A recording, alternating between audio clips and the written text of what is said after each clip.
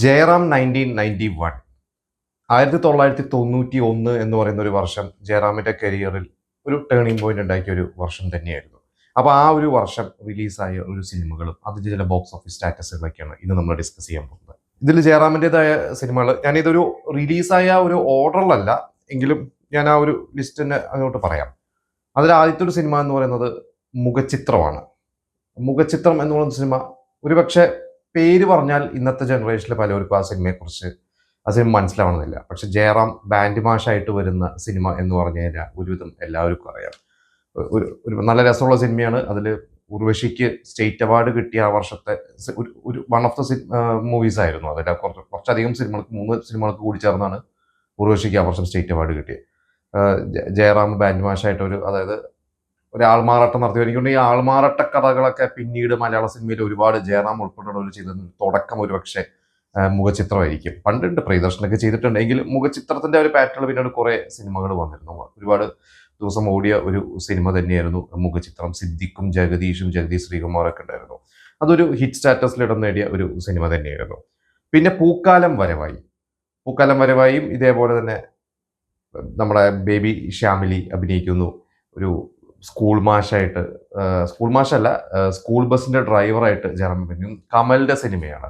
അപ്പോൾ പൂക്കാലം വരവായി എന്ന് പറയുന്ന ഒരു സിനിമയ്ക്ക് ഒരു പ്രത്യേകതയുണ്ട്. ആ ഒരു സിനിമയുടെ ലൊക്കേഷനിലാണ് ആദ്യമായിട്ട് ദിലീപ് കമലിന്റെ അസിസ്റ്റന്റ് ഡയറക്ടർ ആവാൻ വേണ്ടി ജയറാമിന്റെ റെക്കമെൻഡേഷനിൽ ആദ്യമായിട്ട് കമലിനെ കാണാൻ വരുന്നതൊക്കെ.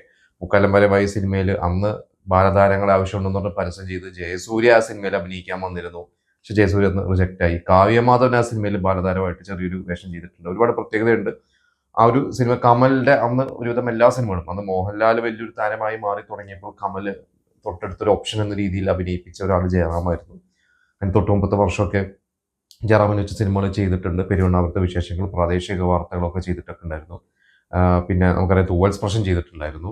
അതിൽ ചിലത് വിജയിച്ചു, ചിലത് ഭയങ്കര ബ്ലോക്ക് ബസ്റ്ററായി. അതിൽ പൂക്കാലം വരവായും അന്ന് മോശമല്ലാത്ത ഒരു കളക്ഷൻ നേടിയ, പ്രത്യേകിച്ച് ഫാമിലി ഓഡിയൻസിന്റെ ഇടയിൽ ഒരുപാട് പേരെടുത്ത ഒരു സിനിമ തന്നെയായിരുന്നു. പിന്നെ ഒരു സിനിമയാണ് സന്ദേശം. ഇന്നും എനിക്ക് തോന്നുന്നു മലയാളികൾ റിപ്പീറ്റായിട്ട് കാണുകയും അല്ലെങ്കിൽ പല ഡയലോഗുകൾ പറയുകയൊക്കെ ചെയ്യുന്ന, പോളണ്ടിനെ പറ്റി ഒരു അക്ഷരം മിണ്ടരുത് തുടങ്ങിയ ഡയലോഗുകൾ പറയുന്ന, ഒരു 10 സിനിമ എടുത്താൽ അതൊരു സിനിമ സന്ദേശം തന്നെയായിരിക്കും. ശ്രീനിവാസൻ സത്യനന്ദിക്കാടിന്റെ മികച്ച സിനിമകൾ എടുത്തു കഴിഞ്ഞാൽ അതിൽ എന്തായാലും ആദ്യം പറയുന്ന പേരുകളൊന്നും സന്ദേശം തന്നെയായിരിക്കും. പക്ഷെ ഈ സിനിമ അന്ന് തിയേറ്ററിൽ ഒരു വൻ വിജയമല്ലായിരുന്നു എന്നുള്ളതാണ്. ശരിക്ക് ഇന്നും നമ്മൾ കാണുന്ന പോലെ ഇന്നത്തെ ഒരു അവസ്ഥയിൽ നമ്മൾ ആ സിനിമ റിപ്പീറ്റ് കാണുക എന്ന് പറഞ്ഞാൽ ശരിക്കും അതൊരു ഇൻഡസ്ട്രി ഹിറ്റായി മാറേണ്ടതാണ്. പക്ഷെ അന്നതൊരു ഇൻഡസ്ട്രി ഹിറ്റ് പോയിട്ട് ഒരു സൂപ്പർ ഹിറ്റ് പോലും അല്ല എന്നുള്ളതാണ് എൻ്റെ ഒരു അറിവ്. സത്യനന്ദിക്കാടിന്റെ 90-ൽ റിലീസായ തലയണ മന്ത്രം ആയിരുന്നു അന്നൊരു വലിയൊരു സൂപ്പർ ഹിറ്റായി. തലയണ മന്ത്രത്തിന് ശേഷം ശരിക്കും സത്യനന്ദിക്കാടിന് ഒരു ഭയങ്കര ഒരു ഹിറ്റ് കിട്ടുന്നത് എനിക്ക് തോന്നുന്നു കുറേ വർഷങ്ങൾ കഴിഞ്ഞ്. പിന്നെ തൂവൽ കൊട്ടാരത്തിലേക്കാണ് അതുവരെ വിജയിച്ചിട്ടുണ്ട്. പക്ഷെ ഒരു സൂപ്പർ ഹിറ്റോ ബ്ലോക്ക് ബസ്റ്ററോ സത്യനന്ദിക്കാടിന് ഒരു 3-4 വർഷം കിട്ടിയിരുന്നില്ല എന്നുള്ളതാണ് ഞാനിവിടെ വായിച്ചിട്ടുള്ളത്. പക്ഷെ സന്ദേശം നമ്മൾ ഇന്നതൊരു റിപ്പീറ്റ് ആയിട്ട് കാണുന്നതാണ്. ജയറാമിന്റെ നല്ല റോളാണ്. പക്ഷെ അതിൽ നായകൻ ജയറാം എന്ന് പറയാൻ പറ്റില്ല, ഒരു നെഗറ്റീവ് ടച്ചാണ് ശരിക്കും വേണമെങ്കിൽ പറയാം. ആ സിനിമയിൽ തിലകനാണ് ശരിക്കും നായകൻ. പിന്നെ വേണമെങ്കിൽ നമുക്ക് സിദ്ദിഖിനെ പറയാം. കാരണം സിദ്ദിഖാണ് അതിലൊരു പോസിറ്റീവായിട്ടുള്ള ഒരു ക്യാരക്ടർ ഉള്ളത്. നായികയുള്ളതും ഒക്കെ സിദ്ദിഖിനാണ്. പിന്നെ ഭരതന്റെ കേളി ജയറാമിന്റെ വളരെ വ്യത്യസ്തമായിട്ടുള്ള ഒരു കഥാപാത്രമാണ്. ശരിക്കും അതിലൊരു പാട്ടുകളൊക്കെ ഭയങ്കര ഒരു പേരെടുത്ത ഒരു എന്താ പറയുക ഹിറ്റായിട്ടുള്ള പാട്ടുകളാണ്. താരം വൽക്കണ്ണാടി എന്നൊക്കെ പറഞ്ഞിട്ടുള്ള പാട്ടൊക്കെ. പിന്നെ ജയറാമിന് അതിൻ്റെ അങ്ങനെ കാലിന് സുഖമില്ലാത്തൊരു കഥാപാത്രമുണ്ട്. വളരെ വ്യത്യസ്തമായിട്ടുള്ള ഒരു വേഷമാണ് ഭരതൻ. അതിന് 90 വർഷമൊക്കെ മാളൂട്ടിയൊക്കെ കൊടുത്തിട്ടുള്ള ഭരതൻ ജയറാമിന് നല്ലൊരു ക്യാരക്ടർ കൊടുത്തതാണ് കേളി. പക്ഷെ കേളിയും ഈ പറഞ്ഞ പോലെ ഒരു വൻ വിജയമല്ല. എവിടെയോ തമാശ രൂപേണ പറഞ്ഞു കേട്ടിട്ടുണ്ട് അന്ന് ആ കേളി പരാജയപ്പെട്ടതിനെ കുറിച്ച്. ജയറാം ഒരു ഒറ്റക്കാലിലാണല്ലോ ജയറാം അതിൽ നടക്കുന്നതൊക്കെ. ജയറാം പറഞ്ഞതായിട്ട് ഞാൻ അവിടെ വായിച്ചിട്ടുണ്ട്, ഞാൻ 2 കാലിൽ നിന്നിട്ട് സിനിമ വിജയിക്കുന്നില്ല, പിന്നെയാണ് ഒറ്റക്കാലിൽ എന്നാണ് എന്ത് ജയറാം തമാശ രൂപേണ പറഞ്ഞു തോന്നുന്നു.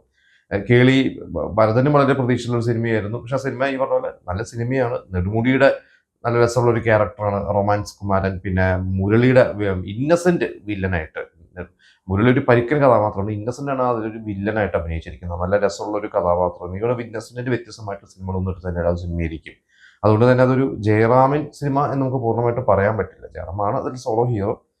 എന്നാലും ആ ഒരു സിനിമ അന്ന് തിയേറ്ററിൽ അങ്ങനെ വൻ വിജയമായില്ല എന്നതാണ്. പിന്നെ കിലുക്കാമ്പെട്ടി, ഷാജി കൈലാസിന്റെ കിലുക്കാമ്പെട്ടി സിനിമ ഇന്ന് നമുക്കറിയാം മറ്റു പച്ചക്കറിക്കായ തട്ടി ആ പാട്ടൊക്കെ പിന്നീട് റീമിക്സ് കവർ സോങ് ആയിട്ടൊക്കെ കേട്ടാണ് ഒരുപക്ഷെ പിന്നീട് വന്ന ജനറേഷനൊക്കെ ആ സിനിമയെ കുറിച്ച് കേട്ടിട്ടുള്ളത്. ഷാജി കൈലാസ് സംവിധാനം ചെയ്ത സിനിമയാണ്. നമുക്ക് പിന്നീട് ഷാജി കൈലാസ് ആക്ഷൻ സിനിമകളുടെ ആളായി മാറിയ വ്യക്തിയാണ്. ആ ഷാജി കൈലാസിന്റെ തുടക്കകാലത്തെ സിനിമകളിൽ ഒന്നായിരുന്നു. ആ സിനിമയും അന്ന് തിയേറ്ററിൽ അങ്ങനെ വലിയ ഒരു വിജയമല്ലായിരുന്നു. അത് ശരിക്കും ഒരു ഇംഗ്ലീഷ് സിനിമയിൽ നിന്ന് ഇൻസ്പയർ ചെയ്തിട്ടുള്ളതാണ്. ആ ഒരു സമയത്ത് പറഞ്ഞു കേട്ടിട്ടുള്ളത്, കിലുക്കാമ്പട്ടിയുടെ ഷൂട്ട് തുടങ്ങാൻ വേണ്ടി നിൽക്കുന്ന സമയത്ത് സംവിധായകൻ കമൽഹാസനെ വെച്ചിട്ട് ഒരു സിനിമ പ്ലാൻ ചെയ്തിരുന്നു തമിഴില്. ആ സിനിമയുടെ കഥ ഏകദേശം ഇതേപോലെയായിരുന്നു. ഡിംപിൾ കബാഡി ആയിരുന്നു അതിൽ നായികയായിട്ട്. പക്ഷെ കിലുക്കാമ്പട്ടിയുടെ കഥയായിട്ട് സിമിലാരിറ്റി വന്നുകൊണ്ട് ആ സിനിമ ഡ്രോപ്പ് ആവുകയാണ് ചെയ്തത്. കിലുക്കാമ്പട്ടി അവർ ഷൂട്ട് തുടങ്ങി പെട്ടെന്ന് ആ സിനിമ റിലീസാക്കി. പക്ഷെ ആ സിനിമ അന്ന് പരാജയമായിരുന്നു. ശരി, ഒരു വൻ വിജയമല്ലായിരുന്നു. പിന്നെ കൂടിക്കാഴ്ച, നമ്മുടെ കോട്ടയം കുഞ്ഞച്ചൻ എന്ന് പറഞ്ഞ സിനിമയിലൂടെ തൻ്റെതായ ഒരു സ്ഥാനം ഉറപ്പിച്ച സംവിധായകൻ ടി എസ് സുരേഷ് ബാബുവിന്റെ സിനിമയായിരുന്നു കൂടിക്കാഴ്ച. നല്ല രസമുള്ള സിനിമയാണ്. കാരണം അതിൽ ജഗദീഷും ബാബു അന്നി, സുകുമാരൻ, അതായത് ജയറാമും ജഗദീഷും ഫ്രണ്ട്സ്, പിന്നെ അവരുടെ കൂട്ടത്തിലേക്ക് വരുന്ന ബാബു അന്നി, പിന്നെ സുകുമാരൻ. ശരിക്കും ഒരു കോട്ടയം കുഞ്ഞച്ചന്റെ ഒരു മൂഡിലുള്ള സിനിമയാണ്. അതിൽ കുറച്ച് രസകരമായിട്ടുള്ള കുറച്ച് തമാശയും കാര്യങ്ങളുണ്ട്. ആ സിനിമ ഒന്ന് ഭയങ്കര സൂപ്പർ ഹിറ്റ് എന്നല്ല, പക്ഷെ അതൊരു ഹിറ്റ് സ്റ്റാറ്റസിൽ ഇടം നേടിയ ഒരു സിനിമ തന്നെയാണ്. കാരണം ടി എസ് സുരേഷ് ബാബു വളരെ ചുരുങ്ങിയ ദിവസങ്ങൾ കൊണ്ട് സിനിമകൾ ഷൂട്ട് ചെയ്യുന്ന ഒരു വ്യക്തിയാണ്. അങ്ങനെ വളരെ ബഡ്ജറ്റ് കുറച്ച് ആ സിനിമ ഷൂട്ട് ചെയ്തിറക്കി ഒരു ഹിറ്റ് സ്റ്റാറ്റസിൽ തന്നെ ഇടം നേടി. പക്ഷെ ഈ പറഞ്ഞ ജയറാമിന് അതൊരു സോളോ ഹിറ്റ് എന്ന് പറയാൻ പറ്റില്ല. പിന്നെ കൺകെട്ട് ജയറാമും ശ്രീനിവാസനും. ശരിക്കും ശ്രീനിവാസനാണ് അതിലൊരു നായകന് വേണമെങ്കിൽ പറയാം. ശ്രീനിവാസൻ അതിൽ ഒരു മെജീഷ്യനായിട്ടാണ് നമ്മളെല്ലാവരും കണ്ടിട്ടുണ്ട് സിനിമ. ശ്രീനിവാസന്റെ സ്ക്രിപ്റ്റാണ് രാജൻ ബാലകൃഷ്ണൻ എന്ന് പറയുന്ന സത്യനന്ദിക്കാടിൻ്റെയൊക്കെ ഗുരുവായ ഡോക്ടർ ബാലകൃഷ്ണൻ, അദ്ദേഹത്തിന്റെ മകൻ ഡയറക്ട് ചെയ്തതാണ്. അദ്ദേഹം ഒരുപാട് വർഷകാലം ഈ പറയുന്ന സത്യനന്ദിക്കാടിന്റെ അസോസിയേറ്റ് ഡയറക്ടറായിരുന്നു. രാജൻ ബാലകൃഷ്ണൻ വളരെ എനിക്കൊന്ന് വേറെ ഒന്ന് രണ്ട് സിനിമകൾ മാത്രമേ ഡയറക്ട് ചെയ്തിട്ടുള്ളൂ. ഈ സിനിമ ഭയങ്കര സൂപ്പർ ഹിറ്റായ ഒരു സിനിമ തന്നെയായിരുന്നു. അതിൽ ഇന്ന് ആ സിനിമയെ കുറിച്ച് പറയുമ്പോൾ പറയേണ്ടത്, ആ സിനിമയിൽ ലാലു ലക്സിന് ഡബ് ചെയ്തിട്ടുള്ളത് ജയറാമാണ് തന്നെയാണ്, ആ വില്ലൻ കഥാപാത്രം. നല്ല രസമുള്ള ഒരു സിനിമ തന്നെയാണ് അത്. പിന്നെ ജോർജ് കുട്ടി, കെയർ ഓഫ് ജോർജ് കുട്ടി, ഹരിദാസ് എന്ന് പറയുന്ന ഡയറക്ടറുടെ സിനിമയാണ്. ആ സിനിമയും ഇവരുടെ രസമുള്ള ഒരു കഥാപാത്രമാണ് ജയറാമിന്റെ. ഈ തിലകന്റെ ഒരു രസമുള്ള ജയറാമിന്റെ അമ്മായിച്ചനായിട്ടുള്ള ഒരു ക്യാരക്ടർ, ജഗദീഷ് ഉണ്ട്, സിദ്ദിഖ്, രസമുള്ള ഒരു ക്യാരക്ടർ. എനിക്ക് അന്നത്തെ ആ ഒരു മൾട്ടി സ്റ്റാർ അല്ലെങ്കിൽ അങ്ങനത്തെ ഒരു സിനിമകളിലെ രസമുള്ള സിനിമയാണ്. ജയറാമിന് ഒരു സോളോ ഹീറോ എന്ന് പറയാം, പക്ഷെ ചുറ്റുള്ളവരാണ് ആ സിനിമ പൂണ്ട് വിളയാടിയത്. ആ സിനിമ അത്യാവശ്യം ഓടിയ ഒരു സിനിമ തന്നെയായിരുന്നു. പിന്നെയാണ് കടിഞ്ഞൂൽ കല്യാണം, ജയറാമിന്റെ കരിയർ. അതായത് രാജസേനൻ ജയറാം കൂട്ടുകെട്ടുകളുടെ വലിയൊരു തുടക്കം കുറിച്ച ഒരു സിനിമ. അവരുടെ ആദ്യത്തെ സിനിമ കടിഞ്ഞൂൽ കല്യാണം. ആ സിനിമയ്ക്കും ഉർവശിക്ക് നാഷണൽ ആ കടിഞ്ഞൂൽ കല്യാണവും മുഖചിത്രം പിന്നെ ഭരതം, അങ്ങനെ കുറേ സിനിമകൾക്ക് കൂടി ചേർന്നാണ് ഉർവശിക്ക് ആ വർഷം സ്റ്റേറ്റ് അവാർഡ് കിട്ടിയിട്ടുള്ളത്. അതായത് കടിഞ്ഞൂൽ കല്യാണം അന്ന് ജയറാം രാജസേനൻ കൂട്ടുകെട്ടുകൾ അവർ ഒരുപാട് കഷ്ടപ്പെട്ട് പ്രൊഡ്യൂസറൊക്കെ ഒപ്പിച്ച് ചെയ്തിട്ടുള്ളൊരു സിനിമയാണ്. ആ സിനിമ ഭയങ്കരമായിട്ട് ഹിറ്റായി. അവിടെ നിന്നാണ് തുടർന്ന് രാജസേനൻ ജയറാം കൂട്ടുകെട്ടുള്ള ഒരുപാട് സിനിമകൾ വന്നത്. പിന്നെ എന്നും നന്മകൾ, സത്യനന്ദിക്കാടിന്റെ നല്ല ഒരു സിനിമ.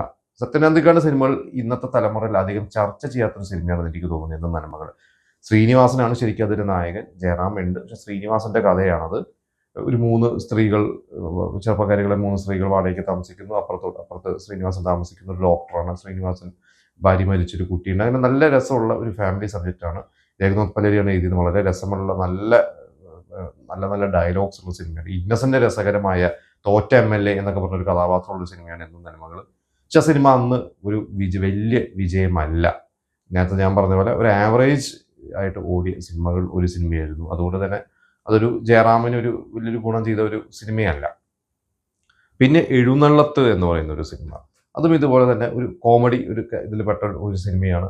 സിദ്ദിഖും മുകേഷും ഒക്കെ ജയറാമിന്റെ ഫ്രണ്ട്സൊക്കെ ആയിട്ട് അഭിനയിച്ച്, അതൊരു ജയറാമിന്റെ ഒരു സോളോ എന്ന് പറയാൻ പറ്റില്ല, ജയറാമിനെ ചുറ്റിപ്പറ്റി പോകുന്ന ഒരു കഥയാണ്. പക്ഷെ ആ ഒരു സിനിമയും ഹരികുമാറാണ് എൻ്റെ ഡയറക്ഷൻ. പക്ഷെ ആ ഒരു സിനിമ അങ്ങനെ വലിയൊരു വിജയമല്ല, ഒരു ആവറേജിൽ പോയ ഒരു സിനിമയായിരുന്നു. പിന്നെ ചാഞ്ചാട്ടം എന്ന് പറയുന്ന തുളസിദാസിന്റെ ഒരു സിനിമ, അതും ഇതൊരു ഫാമിലി സബ്ജക്റ്റാണ്. നിങ്ങളൊരു തമിഴ് സിനിമയുടെ റീമേക്ക് ആണെന്നാണ് എൻ്റെ ഒരു ഓർമ്മ. എനിക്ക് എക്സാക്ട്ലി ഇപ്പോൾ ഓർമ്മ കിട്ടുന്നില്ല. അതൊരു ഭാഗ്യരാജാണോ അങ്ങനെ ആരോ അഭിനയിച്ച, അത് മോഹൻ ആരോ അഭിനയിച്ച ഒരു തമിഴ് സിനിമയുടെ ഒരു കഥയിൽ ഇൻസ്പയർ ചെയ്തിട്ടുള്ള ഒരു ഫാമിലി സബ്ജക്റ്റാണ്. പക്ഷെ ആ സിനിമ അങ്ങനെ വലിയൊരു വിജയമല്ല, ഒരു ആവറേജ് പോയ ഒരു സിനിമയാണ്. പിന്നെ കനൽക്കാറ്റ്, വീണ്ടും സത്യനന്ദിക്കാടിന്റെ ഒരു സിനിമ.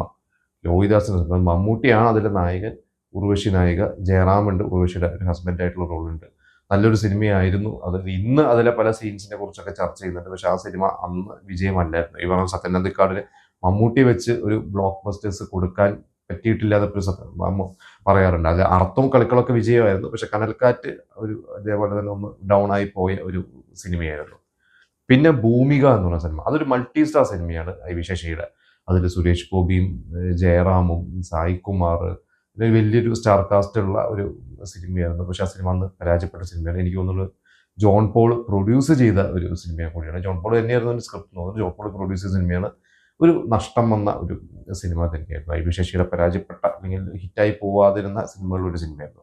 അപ്പോൾ എന്തായാലും ഇത്രയും സിനിമകളാണ് ജയറാമിൽ. ഈ പറഞ്ഞ വിജയങ്ങളും പരാജയങ്ങളുണ്ട്. പക്ഷേ ഇവരുടെ കൂടുതലും മൾട്ടി സ്റ്റാർ സിനിമകളാണ്. പക്ഷെ ഒരു സോളോ സിനിമയിൽ ഇതിൽ ജയറാമിൻ്റെ ഒരു സോളോ ഹിറ്റ് എന്ന് പറയുന്നത് ശരിക്കും കണ്ണിയൂൺ കല്യാണമാണ്. വേറെ സിനിമകൾ ഉണ്ടെങ്കിലും എനിക്ക് തോന്നുന്നു ജയറാമിൻ്റെ ആ വർഷത്തെ മികച്ച സിനിമ ഹിറ്റായ സിനിമകളിൽ സോളോ ഹിറ്റുകൾ എടുത്തു നോക്കിക്കഴിഞ്ഞാൽ അതിന് എനിക്ക് തോന്നുന്നു മുൻപന്തിയിലുള്ളത് കണ്ണിയൂൺ കല്യാണമായിരുന്നു. ഇപ്പം ഞാൻ ഈ പറഞ്ഞ സിനിമകളെല്ലാം എല്ലാവരും കണ്ടിട്ടുണ്ടാവും. വളരെ കുറച്ച് സിനിമകൾ മാത്രമേ ചിലപ്പോൾ കാണാത്തതായിട്ടുണ്ടാവുള്ളൂ. എന്നാലും നിങ്ങളുടെ ഫേവറേറ്റ് സിനിമകൾ പറയുക. ഞാൻ ഈ പറഞ്ഞതല്ലാതെ ഈ സിനിമയെക്കുറിച്ചുള്ള നിങ്ങളുടെ കുറേ അറിവുകൾ ഉണ്ടെങ്കിൽ നിങ്ങൾ ആ ഒരു കാര്യങ്ങളെല്ലാം നമുക്ക് കമൻറ്റ് ചെയ്യാം.